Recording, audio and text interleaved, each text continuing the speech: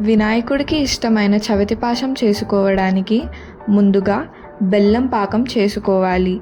చపాతీ పిండిని కలుపుకొని దాన్ని తాలుకలుగా చేసుకోవాలి.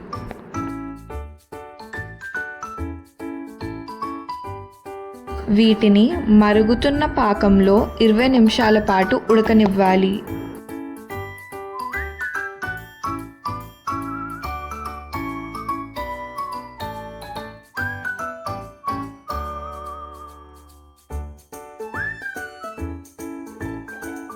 మిక్సీ జార్లో గసగసాలు, కాజు, కొబ్బరి, ఇలాచీ వేసుకొని మిక్సీ తిప్పుకోవాలి.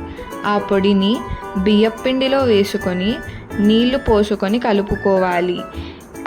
ఈ మిశ్రమాన్ని ఉడుకుతున్న తాలుకలలో వేసుకొని 15 నిమిషాల పాటు మీడియం హీట్పై ఉడికించుకోవాలి.